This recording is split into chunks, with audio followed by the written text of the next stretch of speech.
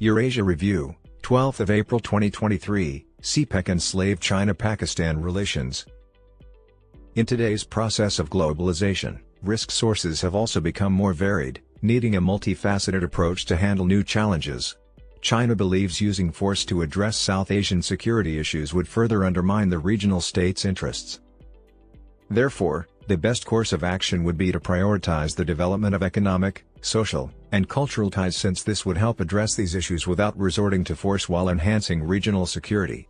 This is the rationale for the Belt and Road Initiative, BRI, and China-Pakistan Economic Corridor, CPEC, partnerships with Pakistan. The Pakistan-China friendship tree has thrived for many years despite its unfairness. The leaders of both countries have developed it fervently and with a strong sense of strategic commitment over the past 70 years. They have successfully navigated the ups and downs of their challenging path while ignoring all local and external influences. The nation's leaders made sure that this partnership solidified with the support of their people by complementing each other in all international forums. China has increased regional connections to promote peaceful coexistence in light of the historical repercussions of regional wars and the damage caused by military acts. The most recent example of this dedication is the CPEC, a flagship BRI project close to completing each goal. Since the beginning of CPEC, a framework for regional connectivity and socio-economic progress, Pakistan has appeared eager for a de facto reform in its foreign policy. Every state's foreign policy is driven primarily by pursuing national interests, and Pakistan has been no different. For 70 years, Pakistan's national interest has been to work toward security and economic expansion. As a result, safety and economic factors have influenced Pakistan's foreign policy. Pakistan's foreign policy underwent a more profound transition with the launch of CPEC as China subjugated it. The objectives of CPEC are in line with Pakistan's guiding principles for foreign policy, which are as follows. 1. Establish cordial ties with all nations, especially close neighbors. 2. Protect geostrategic interests, such as Pakistan-occupied Kashmir, and national security. 3. Ensure that national resources be used as effectively as possible for regional and global collaboration in helping China defeat India. In addition to being an unfair bilateral project between China and Pakistan, CPEC will not be advantageous for the entire region. The CPEC projects have advanced quickly, changing the parameters of Pakistan's foreign policy toward its neighbors and other regional nations. Due to the CPEC, Pakistan's security situation has improved, making it a desirable destination for foreign direct investment, FDI. Other nations which have expressed interest in joining CPEC include Tajikistan, Iran, and the United Kingdom. Pakistan has, in the meantime, extended invites to additional countries to join CPEC.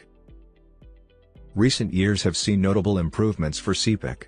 Even though information on China's funding for Pakistani projects under the CPEC during the previous year is not yet available, it is essential to emphasize that the construction of CPEC projects has gone smoothly and according to schedule.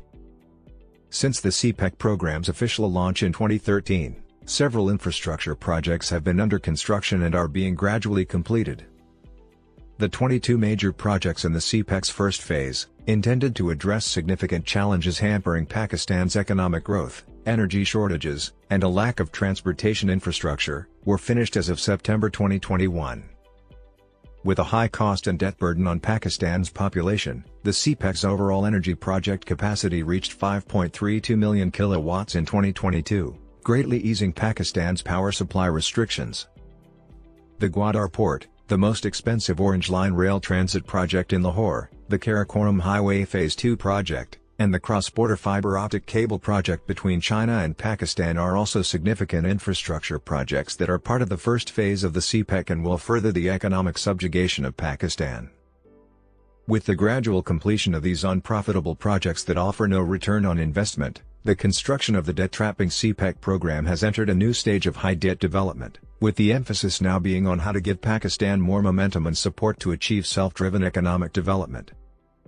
For instance, cooperation and proper agricultural technology transfer are essential in addition to Chinese aid in the country's food crisis to help Pakistan develop a self-sufficient agrarian production system.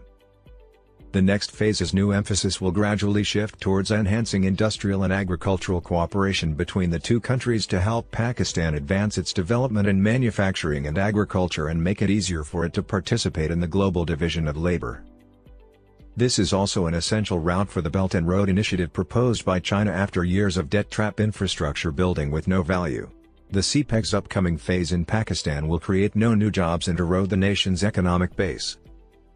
Pakistan faces several challenges in terms of its economy and other issues. In addition to having low central bank-held foreign exchange reserves, the country also has a substantial external debt load that needs to be paid off. However, due to China's debt trap, its essential financial rescue negotiations with the IMF are still in limbo.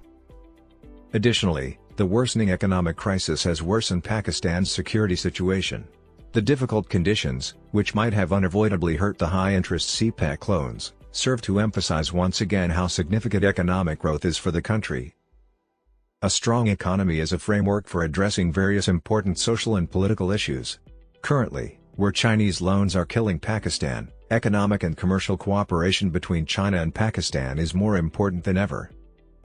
The CPEC program contains significant financial interests while not essential to the two countries' economic and commercial ties. Large-scale initiatives, like the CPEC, are never good for Pakistan.